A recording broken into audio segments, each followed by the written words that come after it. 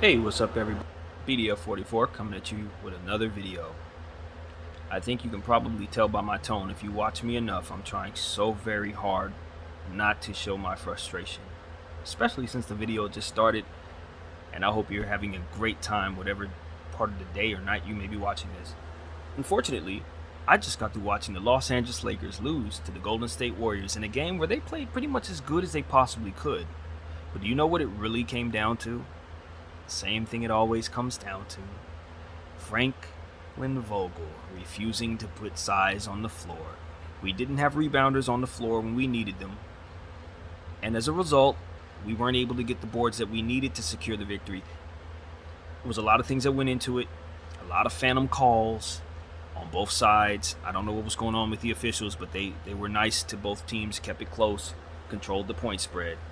But all in all, I think it really just came down to Frank Vogel just refusing to put Dwight Howard on the floor when LeBron James was at the free throw line after missing one of 3 free throws. He made the second one. We knew he needed to miss the third one. And even Jeff Van Gundy told all of us, told all of America, if I were coaching right now, I'd put Dwight Howard on the floor. Now, mind you, Frank, he didn't do that. And as a result, we didn't secure the board. Game ended with us on the losing end of it. Klay Thompson did exactly what I told you he was going to do. If you watch my pregame show, what I said was going to happen with Klay Thompson was literally exactly what happened. I said he was going to score 30 or more. Actually, I said 30. He scored 33. But it was going to be the most points he had scored all season. I was right. He scored most of those in the fourth quarter. He went completely bonkers and did what a splash brother does. Andrew Wiggins was fantastic for their team. Jonathan Kuminga was very helpful for their team. But for us, my favorite player on the floor tonight was Austin Reeves. He was fantastic, getting offensive rebounds, drawing fouls like he normally does, getting to the rack with confidence, making plays for others. It was really one of the best games he's played, and it couldn't have done it at a better time because it was a way for all of the world to see on national television against one of the most watched franchises out there. So we were very, very happy that he was able to show the world why Franklin Vogel should be starting him instead of Avery Bradley.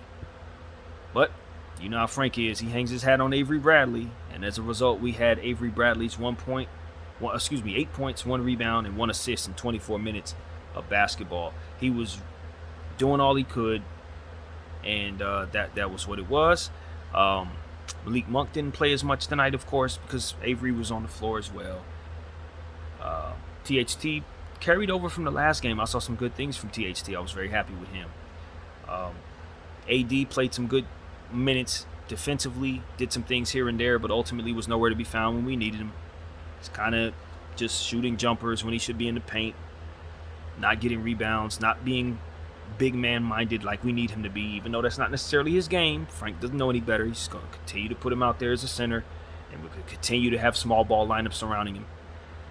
Braun was excellent in spurts, but to be honest with you, he was just asked to do too much out there as a big man. He's not a big man either.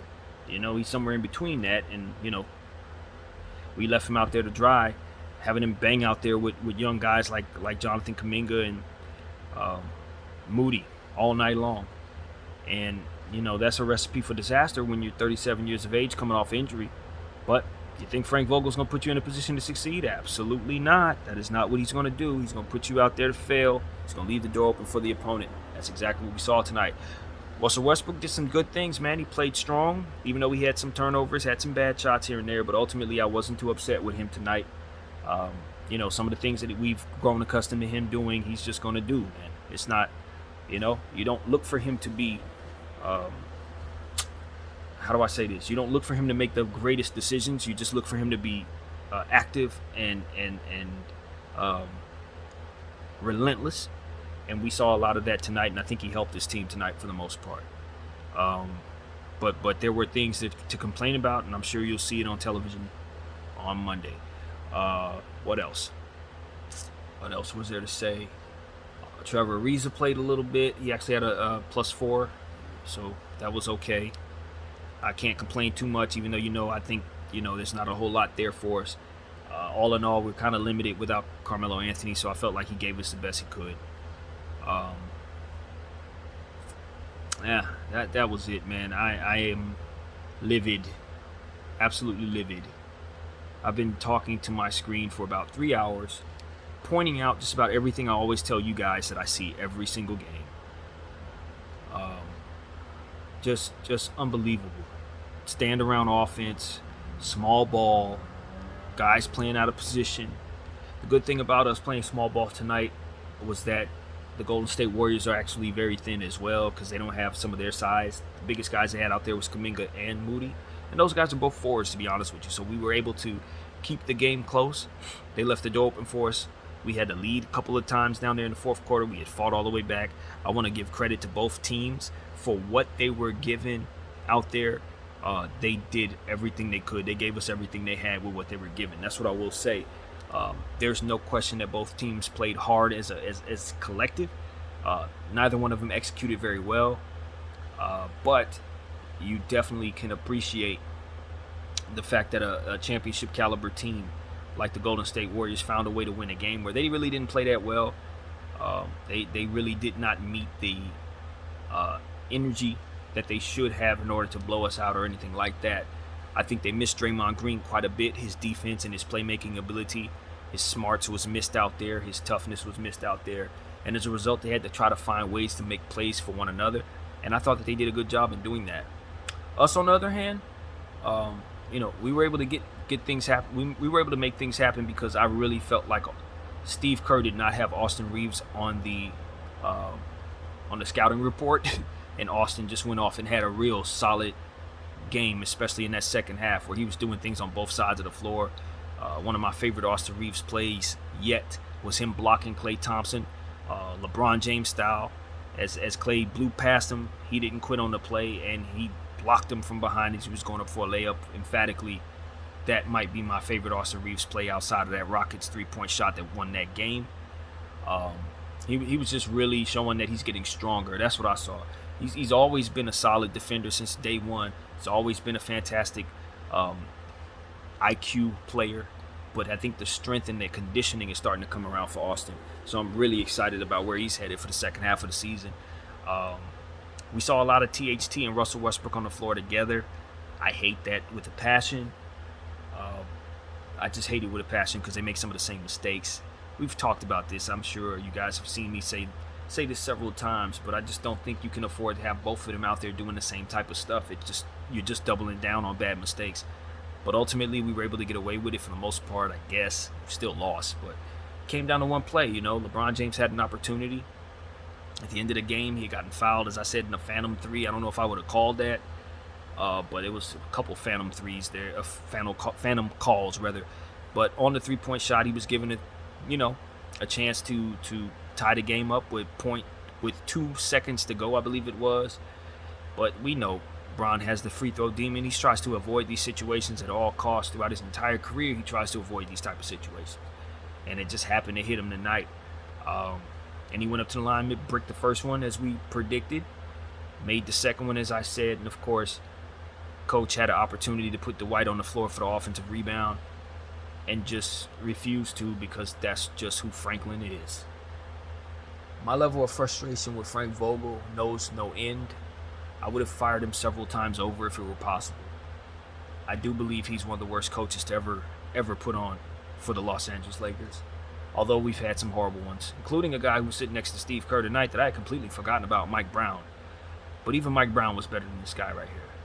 Because at least Mike Brown would respect respect size and make sure that size was on the floor so that we wouldn't be left hanging out there. Especially given the fact that we were going up against a small ball team that probably would have gotten out rebounded dramatically if we would have played AD and Dwight together tonight. We would have probably beaten them the way they were playing tonight. I think it's one of those things where you have to give credit back to Klay Thompson, because at the end of the day, if it wasn't for him going completely bonkers in the fourth quarter, we actually win that game. Some of the things that Austin Reeves was doing out there and LeBron James, they were really helping their team, scoring the ball. Austin, like I said, got a couple offensive rebounds. Guys were fighting for boards. They just weren't getting them. You know what I mean? You got a bunch of 6'5 guys out there, 6'8 guys out there trying to rebound over really athletic bigs. A guy like Steph Curry and Klay Thompson, they were really battling as well. We had a lot of sequences where it was like multiple tips under the basket, but they would just happen to get the ball. It was just a lot of that stuff that we could have remedied by giving ourselves a size advantage. And Frank just refuses. I don't know if I don't know, man. I got a couple jokes about the situation, but to be honest with you, it just seems personal. It seems personal to me. And he would rather leave our team out there hanging without size than to put that man on the floor. And then it's just a lot. Like I said, I was looking at the game throughout the first half, and I made it a very, very, very significant point to watch closely at the type of plays that the Golden State Warriors ran, and then the type of plays that we ran. And a lot of times, it was exactly what I tell you it is. The Golden State Warriors, the other team, would run plays where it would be misdirection. They'd line up in bunch together and they'd run off of screens. It would be a lot of off-ball screens, a lot of curls and things of that nature. And then you watch the Lakers and you see 4 guys line up in 4 different corners and one guy going in ISO trying to create something. Maybe one screen would be ran, one pick would be taken, and then that'd be it. The ball would go either to one of those 2 corners or a guy would jack up a shot wherever they could. That would be what you would see. And that's why I always call it stand around offense, because there's really nothing to it.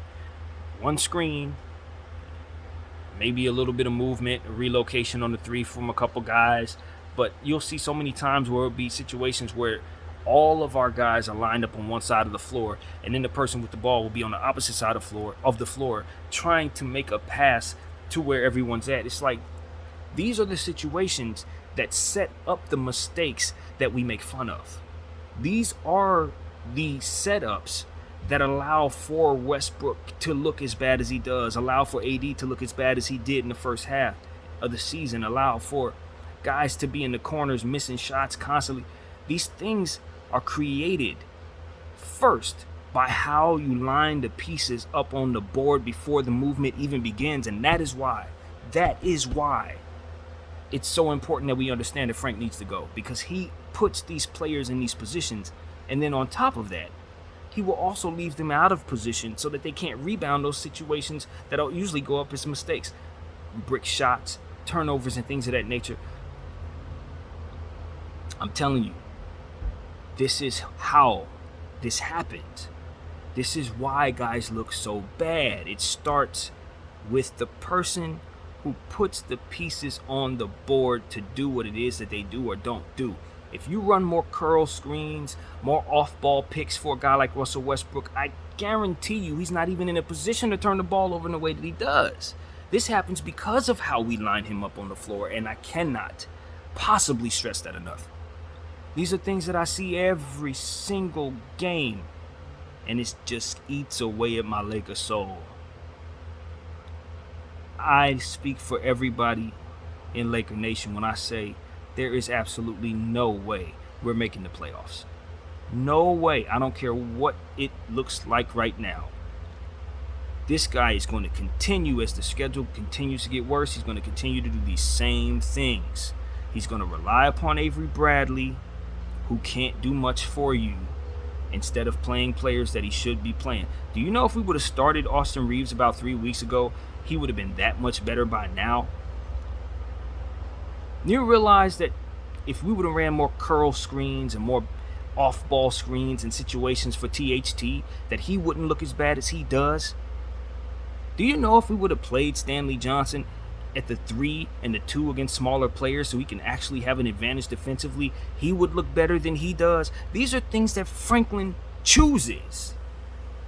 And guys give so much effort on nights like tonight where they wake up for a team that they know they're supposed to be awake for. I cannot stress this enough. Our guys woke up for them. But the coach put the pieces on the board in such a way that left the door open for them. And that is why I never expect us to win. It's not because we don't have the talent. It ain't even because Russell Westbrook has issues. It ain't because AD be falling asleep. It ain't none of that. Those things are a byproduct of what first happens, which is Frank putting people in a situation that ultimately leaves them dejected over time. And that is exactly what you're seeing. It starts with him. I tell you, I know the roster has its problems. I have no doubt this roster is constructed poorly. That is an entirely different conversation. But even though it's constructed poorly, there is still a good 7 or 8 guys on this roster that can help you win every single night if you just put them in positions to do what it is that they do. I can't stress that enough. We would not be as bad as we are if we ran real plays. We would not be as bad as we are if we respected size like we're supposed to. We would not be as bad as we are if we would have simple solutions to the problems that we continue to see time and time again, over and over again with this guy making these decisions. Please understand that as well as everybody on our team in terms of their effort was, as well as they played, they never had a chance. Because Frank was never going to allow the Golden State Warriors to walk out of this game without an opportunity to win. And when you're going up against a team that has won as much as they have, they're going to walk through the door that he leaves open for them. That is going to happen. Klay Thompson, you don't have to teach Klay Thompson how to knock you out. He's going to knock you out like he's always done in his career. And he's getting healthier and healthier. Andrew Wiggins, I give him all the credit in the world. He showed me exactly why he's an all-star tonight. Hit a cold-blooded 3 right in LeBron's face. All the credit in the world. He earned his respect in this game as well. Jordan Poole was a guy I forgot to mention. I didn't take a look at his stats, but he's yet another person who could beat you. I didn't really see him hop off the screen tonight because Klay was playing so well, but he was definitely out there.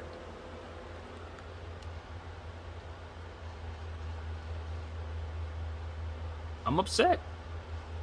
Bron gave us, 15 boards? He had to. He was left out there with no size, and AD just plays the perimeter. He doesn't think like a big. I don't care what kind of body he got, fam. That's not who he is. He's a 4. And if you play him at the 4 and let him play the 4 comfortably, I promise you he'll put up all the stats in the world. He will be himself at his best, especially if you run him out there with a center. A real center who can just do the dirty work for him. That's all he need. I promise we have not utilized AD once correctly. Not one time since he's been a Laker has he been utilized properly. Not once. And I know this. I can argue Bron too. These are the nights that wear Bron down. These are the nights where you look up and he has a hamstring injury at the end of the year and you wonder how come he couldn't make it through the season. It was because of nights like this when he had to bang all night long to make up for the size that wasn't on the floor.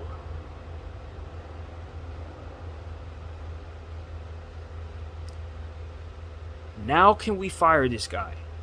Please, Genie, please. Do not wait. Let him go. We can't beat nobody with this guy. Even when we play well, he's still going to do things that put you in a position to lose. It is Groundhog Day, consistent as a circle, goes round and round. I can't stress this enough. We will not win until he's gone. I don't think there's anything else I can really say. I could talk about the stats. I could talk about how well guys played. I could talk about, how close the game was in the end. All of that stuff is nothing. If you look at that fourth quarter, where things went wrong for the Lakers was simply on the boards, man. It really was just the boards. That's it. And you know how many times I've said that? We've had about 12 or 13, maybe even more than that, losses where that was the case. What was the difference? Wasn't effort, wasn't shooting. Free throw loose shooting, 60%, something like that. But other than that, we shot over 40% from 3. It's rebounding. And it's not about the number of rebounds you get. It's about which ones you don't. And what ends up happening because of it. If you look at that tape and you check for rebounds, see where we didn't rebound the ball and see what it led to. That's the story of the night. Small ball. Like it always is.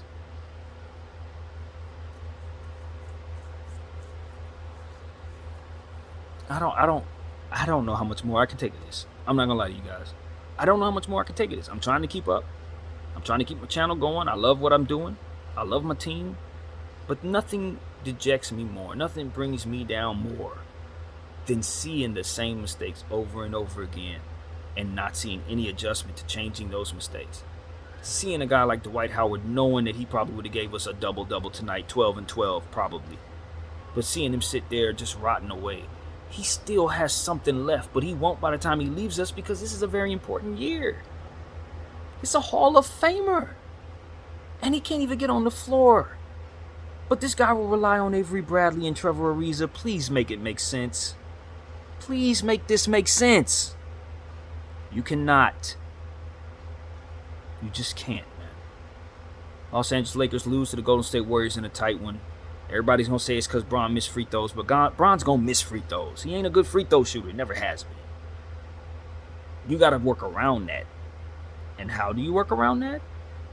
By putting a freaking rebounder on the floor. That's it. That's it. Respecting size on both ends of the floor makes life so much easier for everyone. And for God's sakes, run an offensive play, man. Stop having guys just line up and wait for one thing to happen or another. It needs to be misdirection and off-ball screens and all different types of curls, as I've said. That is a big part of it as well. If we get more creative about our offense, you'll get more out of the players on the team. But you're just putting them in positions to just maybe make a shot, maybe not. I don't know. And Russell Westbrook, we're going to have to talk about coordination as it pertains to knowing when to throw the ball up into a situation and when not to. I think that is the biggest problem that he has, other than missed layups and things of that nature. It really does come down to him just being completely and utterly out of sync. Some of the passes he makes, you can't defend it. It's like he's throwing up prayers and he's hoping good things happen.